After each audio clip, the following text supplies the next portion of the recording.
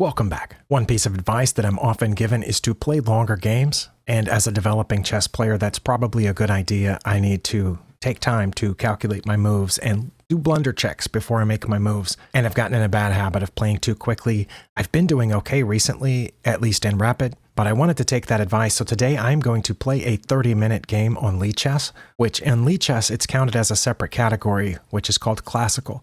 I believe on chess.com, if you use the custom time settings to set a 30-minute game, it's still counted as Rapid. But I don't want to mess up my Rapid rating by trying that, so I'm going to click, and when I get paired, we'll switch over to the other screen there. Hopefully that is cropped correctly. Oh, I get to move first? Okay, I'll do that. And Kevin himself has 30 seconds to play his first move. Let's play the Vienna game and see what my opponent responds with.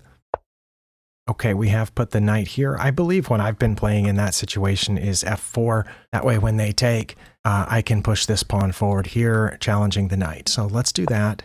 And I'm going to try not to rush. I'm going to try to talk through my thought processes and try not to think about how much editing I'm going to have to do to get this video down to a watchable length. My opponent may choose not to take the pawn. That's always an option here. In fact, I believe that d5 is black's best move in this position. Oh, they took the pawn. Okay, then I'm going to move forward. That knight only has one safe place to go, which is back. Now, the one thing that I've run into a few times is after I play d4 to defend my center pawn, that queen comes out and checks. And I never remember exactly where to go with it. I think I have to play king to e2 when they do that, because I don't want to block that check with the pawn where they'll take and then I'll take and I'll lose my rook. Okay, but let's see if they check with the queen. And if they do, I will play king to e2, because I looked at that recently. I don't remember. They did not. Okay. They're aiming at that pawn, which is defended. In that case, I think I can take this pawn, but they might be waiting for me to take that pawn and then check. So I should play this knight first to keep that pawn from moving forward and also to prevent the check. Now I can take this pawn if they don't defend it with g5.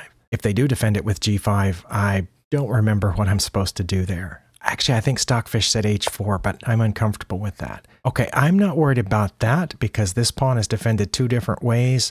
That knight is actually not defending a piece right now, just squares, so I'm okay taking it. So I will take this pawn, and of course if they take my knight, I will take back. Okay, my opponent is preparing to castle, which is acceptable. Now, I believe I want to put this bishop on c4. Yeah, let's do that. And I can always drop it back in here if they try to challenge it with pawns. And now I am ready to castle, which will make this pin pointless. Well, it won't even be a pin once I castle. And as always, if my opponent takes a long time to think about a move, I will cut those long moments of silences out of the video, so you might see jumps in the time. That's not time travel, that's just me editing. Okay, they've challenged my bishop, and I had just said if they challenged it with a pawn, I would move back. However, in this case, I could take with en passant. Should I do that? I don't know that I'm ready to break open the center yet because I haven't castled, but I am going to castle on the next turn, so I think I'm okay with that. I think they'll take back with the pawn, probably not the queen, because of my bishop. That they took back with that bishop. Well, in this case, I will take back and then I will castle. I think they realized I was about to castle, so they didn't want to have their bishop over there doing anything. I mean, doing nothing. And they didn't want to trade it for the knight, which is probably a good idea, but I don't know. Okay, this pawn is doubly defended, so I think I'm good with castling. Let's do that. And now I have two pieces pointed right here as soon as this knight gets out of the way. Okay, they've castled, so good for them. Should I try to push this pawn? I mean, they could take it, but I have multiple pieces pointed there, so I don't think they will take it. Or should I try to chase the queen? I don't think that's a good idea. You know what I want to do? I want to keep this knight from coming in here and give my bishop a place to hide. So I'm going to play a3. That might be a little slow. It might be a defensive seeming move, but I very often am hesitant to get these bishops out on these squares because they end up getting trapped. Okay, that's not a problem. I will, you know what? I'm going to take my time. I've got 27 minutes. Let me think about it. See, I almost moved too quickly. I'm pretty sure I want to get out of the pin, but I want to make sure that they can't do something like threaten my queen here. But if they did that, I could take. And if they took my queen, it's defended there, right? So I think I'm okay here, getting my queen out of the pin. I would still be defending the knight two different ways. Well, I mean, three counting the pawn. Queen is defended twice. Okay, that's what I'm going to do. And if they take, I don't know if I should take with the rook or the queen. We'll see. I will take my time on that move too. I just realized you cannot see my rating because it is hidden behind my camera view there. My opponent is 1771. I am 1693 with a question mark.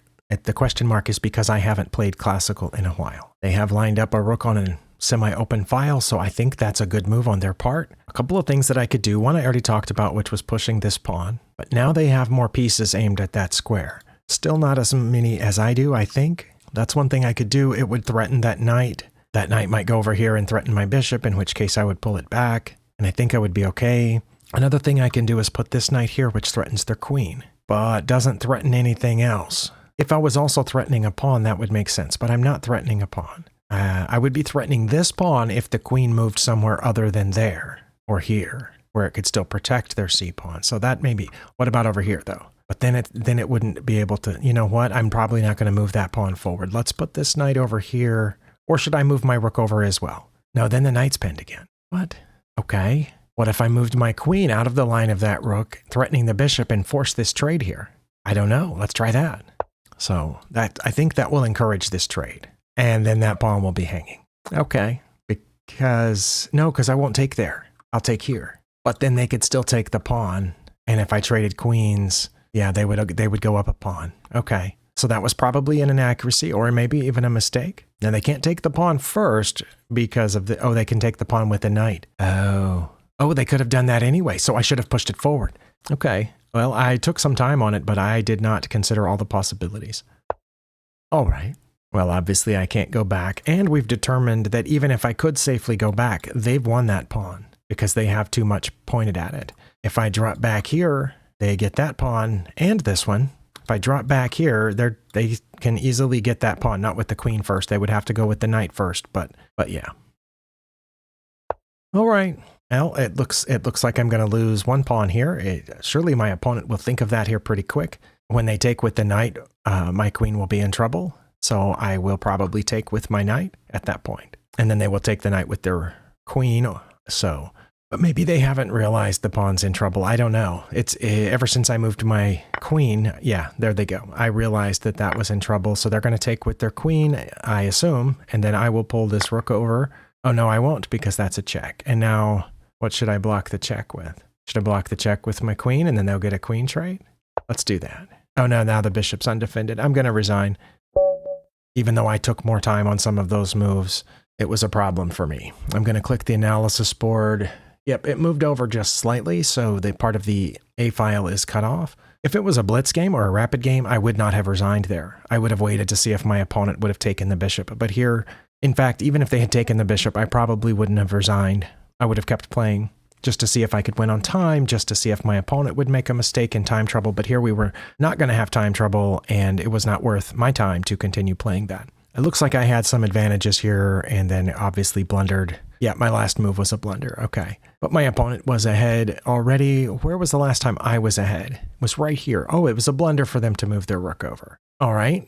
Well, let's turn on the line here and see knight to g5. Let's see. This one will also let me put 5 lines up there.